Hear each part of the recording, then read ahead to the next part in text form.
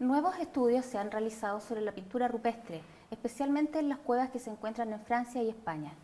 Estos nuevos datos, obtenidos a partir del estudio de huellas, marcas, estampas de manos que circundan las pinturas o bien que constituyen las pinturas mismas, han arrojado que más del 50% de ellas son de manos femeninas, lo cual derriba la creencia de que eran hombres cazadores los que las ejecutaban, puesto que la mayoría de las escenas representadas son persecuciones de animales o cacerías. Todo lo cual ha abierto un gran debate acerca de las relaciones y la organización de los grupos de estos primeros seres humanos y sobre todo respecto de la importancia de la mirada femenina.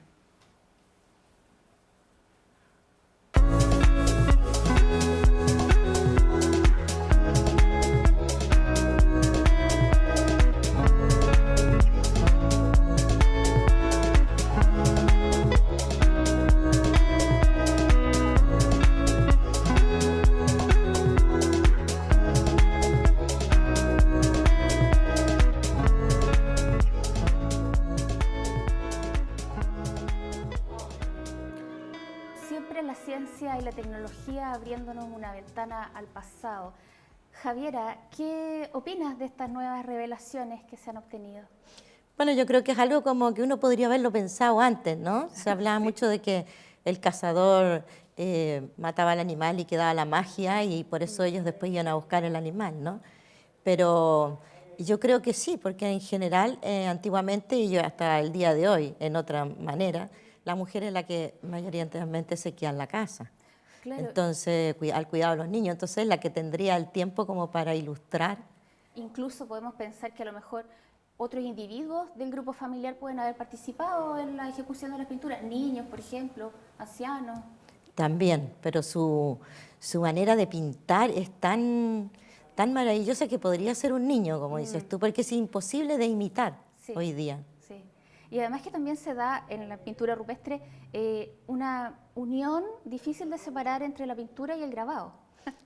Justamente, porque obviamente que las pinturas eran hechas con distintos materiales, como carbón o tierras de color, pero había mucha incisión en los muros, y ya al haber una incisión ya estamos hablando de grabado, Claro. porque es como herir el metal o herir la piedra o herir las cavernas en este caso, ¿no? Y quedaba, se hace más eterno además, yo creo, porque con la incisión se hace más eterno. Claro, entra en el material, digamos. Claro, sí. Sí. Javiera, tú eres profesora, artista, como profesora has ejercido la docencia en colegios, universidades, en muchos talleres de grabado, has hecho exposiciones individuales muy importantes como en el Museo de Arte Contemporáneo y un sinnúmero de exposiciones en el extranjero y has obtenido premios muy importantes como el premio Punta Seca de Oro en Serbia y hace muy poco un premio muy especial que entrega el Banco de América. Así que aprovecho de felicitarte. Gracias. Y cuéntanos cómo fue ese premio, cómo se dio. Porque nunca sé muy bien cómo se dan los premios. En realidad me postularon en realidad el premio y los del taller 99 yo creo, no tengo idea, y fue así. Pero entiendo que es como el premio, ¿fuiste la más votada? Claro, fui la que más gente votó. Fue muy divertido porque ellos mandaron una imagen que ellos tenían porque yo no tenía idea. Y me avisaron que me habían postulado después de cuando ya gané. Entonces fue muy divertido. Fue sorpresa. Sí, sí, y tampoco la imagen la tenía muy clara. Sí habíamos estado en casualidad con la Isabel Caguas, que es la directora del taller 99, en la playa. Y ella me mostró y me dijo, no, si te vamos a postular. Pero nunca quedó. Ella trató de postularme ahí en la playa, no había señal, no tengo idea, pero yo creo que me postularon ahí. Oye, bueno, sí. Felicitaciones. Dentro de tus múltiples facetas, eres ahora fundadora, directora y profesora de este gran centro cultural que es Casaplan. Ubicado en pleno centro histórico de Valparaíso, próximo a la Biblioteca Severina, la Plaza Victoria y el Arco Británico, se encuentra Casaplan. Conozcámosla.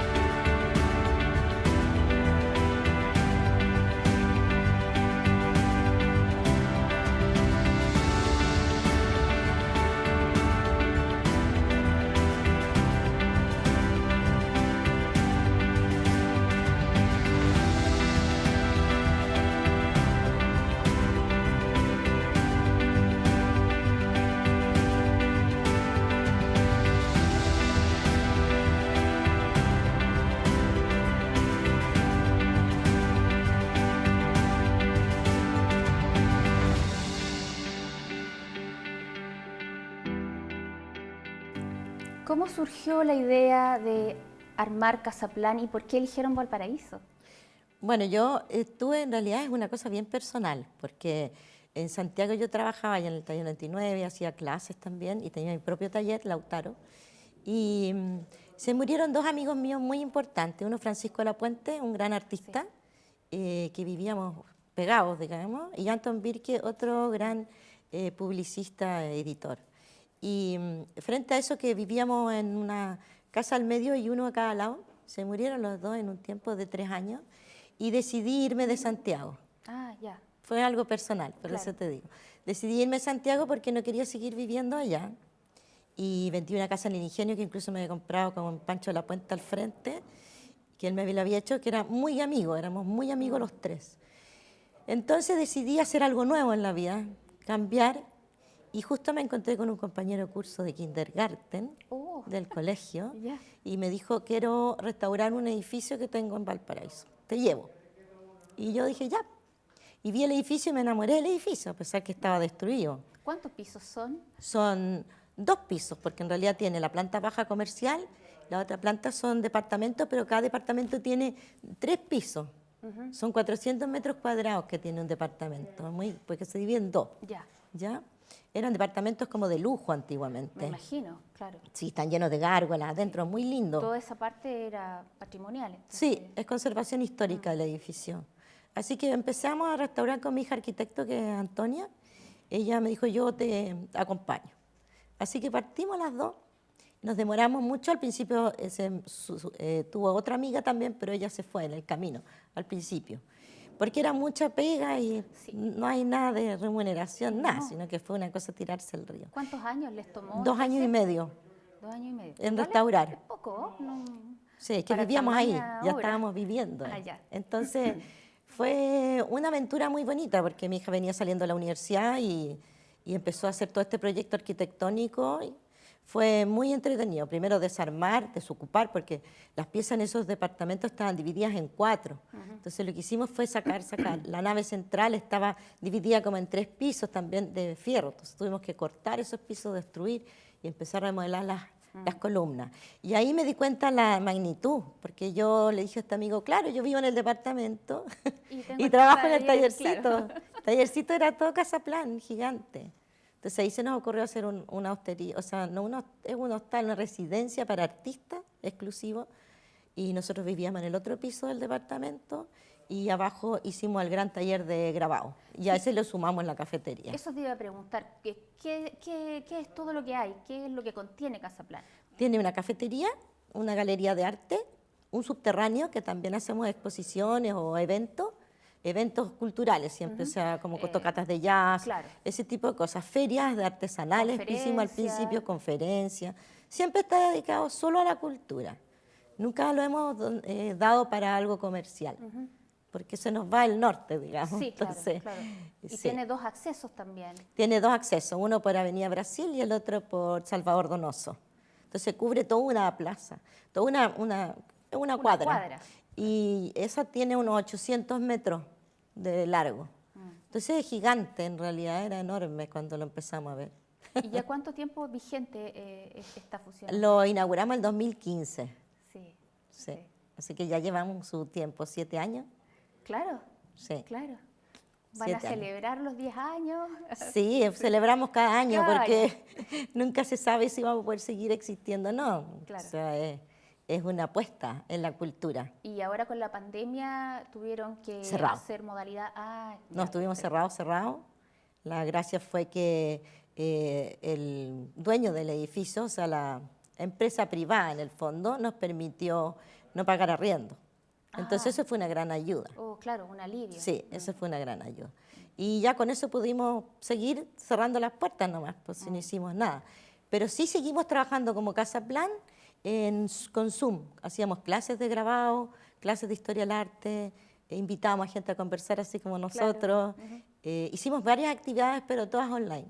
Qué bueno, eso es una posibilidad que nos da la tecnología hoy día. Sí, me lo da Roberto Acosta, que es el otro, que es joven. De trabajo, entonces, porque si no yo estaría Bueno, y cuéntanos un poco del equipo que te rodea. El equipo, bueno, mi hija después se fue a Santiago, terminó la remodelación, trabajó hartos años, como 3 o 4, tratando de hacer la administración de la cafetería y de todo.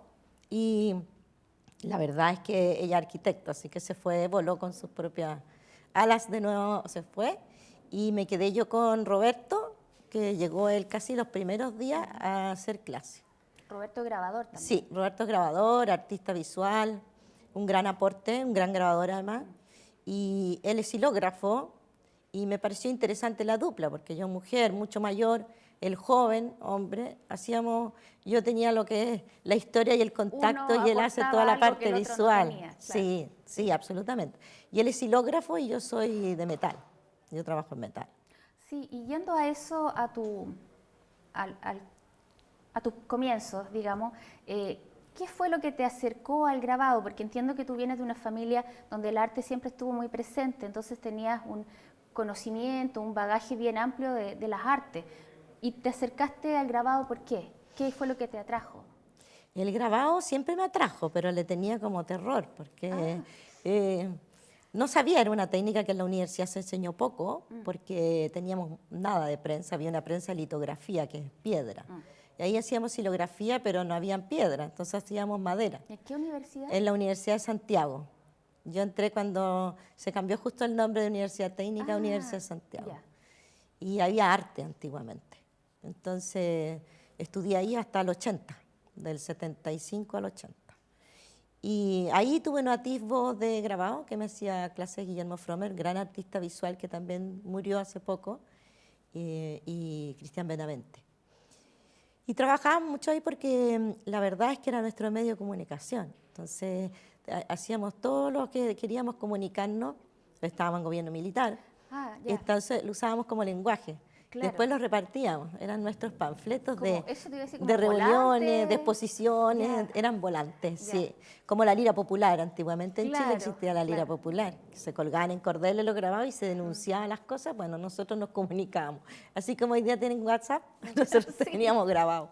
Y después yo hacía clases en el colegio, en el San Esteban, y Beatriz Leighton, también grabadora, fue una cosa también tan personal, porque me dijo, acompáñame al taller 99 a dejar algo. Y yo fui y le dijo a Nemesio Antunes, que estaba Nemesio Antunes en ese instante, le dice, la Javiera también dibuja y es artista, ¿por qué no le ves su croquera? Y yo casi me morí de nervios, porque la verdad es que para mí Nemesio Antunes era como una eminencia. Entonces me dijo, ya, pues pásame la croquera. Y se la pasé y me dijo, ¿por qué no haces grabado? Entonces, tu acercamiento al grabado estuvo como bien ligado a los afectos, en el fondo. Sí, sí. Y Nemesio Antunes, que le encantó mi gráfica, parece. Y yo le dije, no me acuerdo nada de grabado, no puedo, tengo 3 hijas, no puedo pagar el taller y todo. Y me dijo, no, te beco. No importa. Sí, así ese mismo día. Iba pasando Rafael Munita por afuera, que es el otro artista grabador que hoy día es parte del directorio del taller 99. Y le dijo, ¿y tú le haces clase? Y ahí se resolvió todo. Sí, ahí se resolvió todo. Oye, Javiera, y en los talleres de grabado, bueno, en los más célebres, en realidad, se suele dar una camaradería muy grata, un trabajo de grupo y funcionan de una manera muy colaborativa. ¿Qué crees tú que los une? ¿Un buen maestro? ¿La prensa como objeto central? ¿Qué los aglutina? Yo creo que ambas cosas, porque yo creo que un buen maestro siempre te va a enseñar en que el otro importa, en que tienes que ver al otro, porque tú te vas a instalar en un lugar donde luego va a llegar otro, porque son talleres colectivos. Claro. ¿Qué es lo que es lo colectivo? Cómo son bien las técnicas, cómo usan los ácidos para que tú no los mates para el otro que viene. Es todo un taller que respeto. constantemente se está en un respeto absoluto y en una cooperación también, porque si tú te quedas de repente, no sé, no me acuerdo, la otra persona te va a decir. Y eso es un buen maestro. Los maestros de grabado tienen que ser así, del alma. No son maestros cualquiera, son maestros que comparten los secretos y comparten la espiritualidad también dentro del taller. Y eso se permea al son como de una gran fogata que es la prensa, ¿no? Claro. Y la prensa son prensas caras, entonces en general se unen muchos grabadores para comprar una prensa.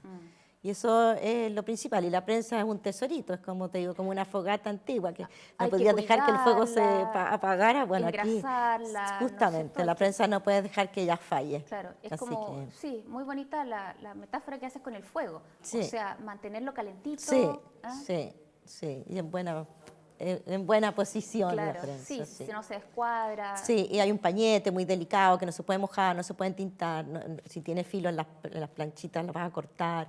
Entonces todo eso es un cuidado, en el fondo es quererse, ¿no? Sí, Es quererse sí. a través de la creación de imágenes, que está el constante también la evaluación del otro, que es muy importante también. Y se aprende también de los compañeros, como decía. Totalmente, sí. Sí, absolutamente. Y tú incluso puedes preguntar, ¿qué te parece, no te parece? El ego se va un poco en los talleres Mira, de grabado, qué ¿no? interesante. El ego no aparece en los talleres de grabado. Qué interesante. Sí, Sí, y bueno, hablabas recién de algo que es en el fondo como una institución a esta altura, el mítico Taller 99, fundado por Nemesio Antunes, al que tú ingresaste, y hace poco hiciste una exposición sí, sí, con un título muy sugerente, sí, Sombras Iluminadas. sí, sombras iluminadas. Lo que pasa es que lo hice en pandemia toda la exposición, entonces para mí la pandemia fue una sombra, tanto como que tuve que cerrar todo Casa Plan, no pude crear. Menos mal que yo tengo mi taller propio, entonces me Tenías la involucré en mi alternativa. taller, sí, en Limache vivo, y junto con la naturaleza, y tuve imágenes de la naturaleza, entonces eran las sombras de los árboles, las sombras interiores mías, iluminadas en que voy a algún día a mostrar Como la esperanza claro, de salir sí, de... de salir de eso, ¿no? Y de volver a hacer lo que uno quiere y volver a encontrarse con los que tú quieres. Y el Taller 99, ¿qué crees tú que representa para Chile? Yo creo que el taller más importante de grabado en Chile, o sea, no me cabe duda de eso. Yo pertenezco, incluso soy como socia del taller. Trabajé mucho tiempo, hice clases, como 15 años adentro de él.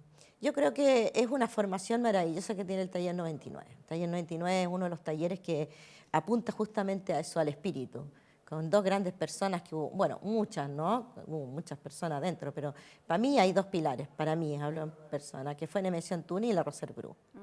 Sí, Ricardo Irarrázaval también creo que fue muy importante dentro en su hermetismo, era muy interesante también sus imágenes espectaculares.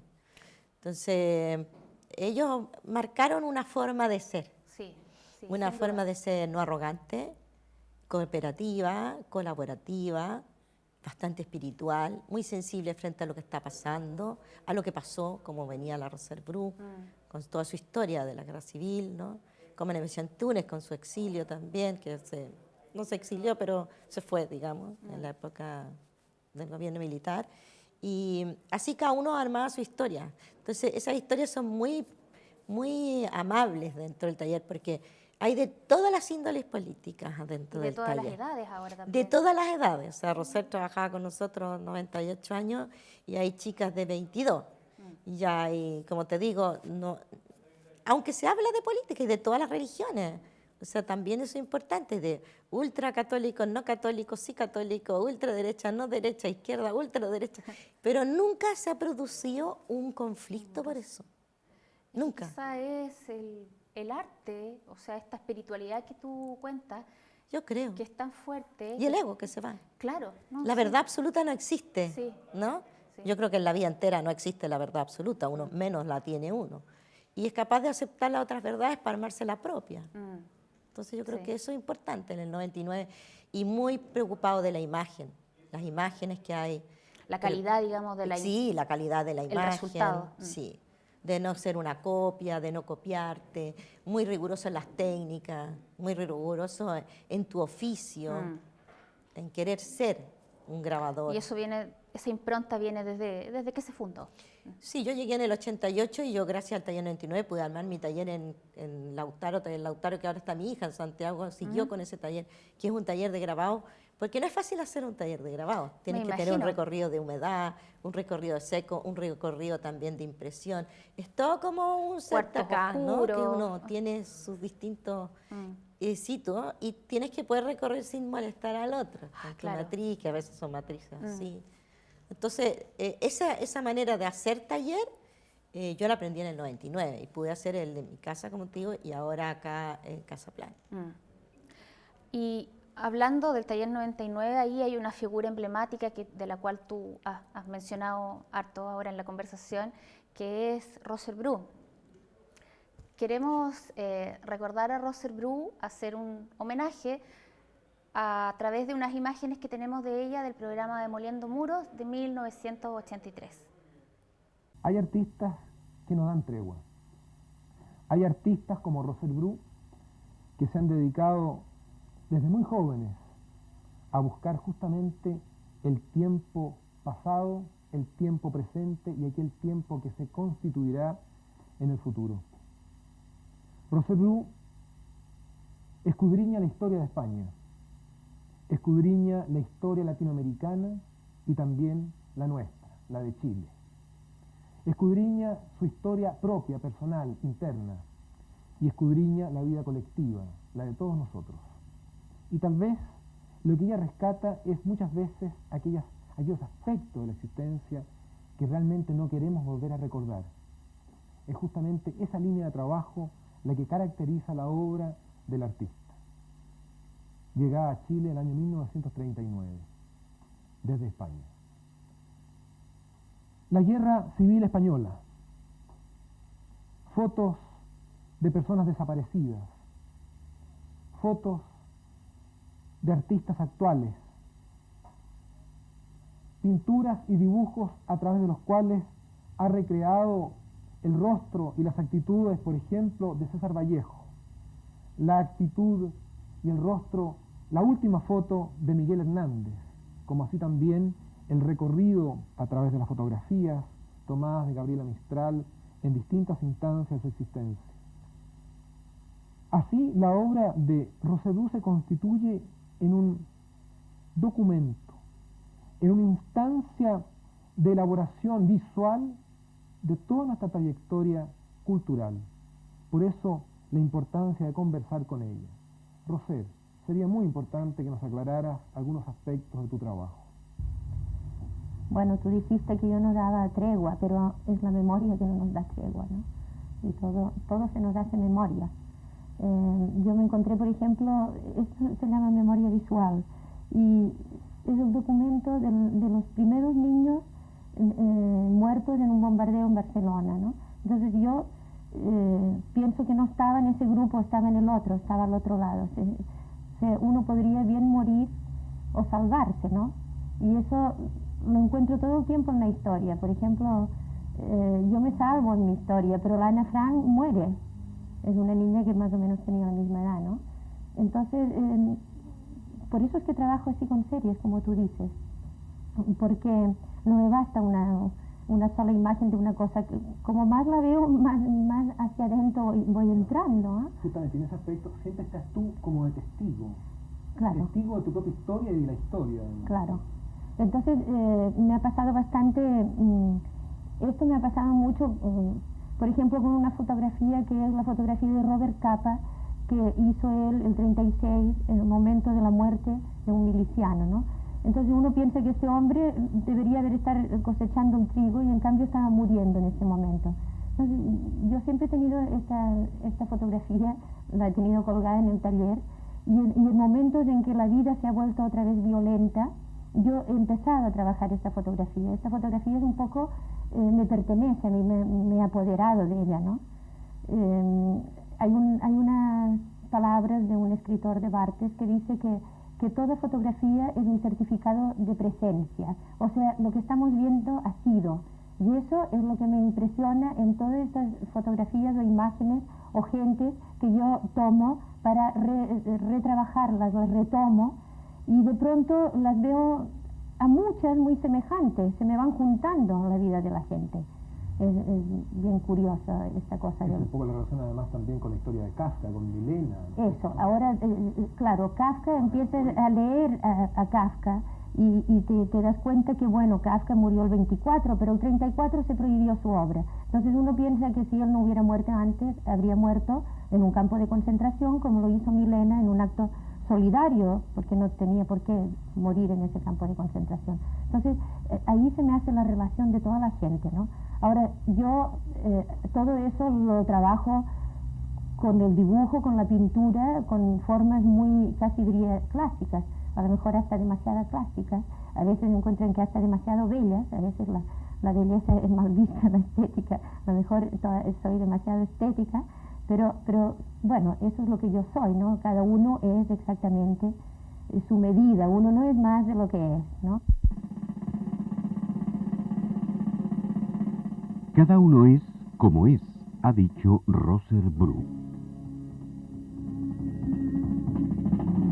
Su obra lleva el sello de su propia personalidad, inquisitiva, atenta, crítica y con la conciencia muy atenta para captar los acontecimientos humanos. Bueno, pronto se va a cumplir un año de la muerte de Roser Bru. Javiera, tú eres una persona que la conoció mucho. Sí, yo trabajé mucho en el Taller 99 junto con ella, sobre todo los últimos años también. La conozco desde hace mucho tiempo, yo desde chica era amiga de mi padre. Y yo no sabía, sino que ella de repente me dijo, muy, muy bonita ella. Sí, ella es una amiga, ella fue una amiga y es todavía una amiga para mí. Para mí Roser murió hace un año, pero sigo con su legado, o sea, tengo su libro, tengo sus grabados. Y la experiencia de vida con ella. Sí, muchas veces le edité su obra y al editar tú al artista también te metes en el artista, porque tienes que entenderlo para poder editar su obra. Entonces fue un trabajo muy bonito.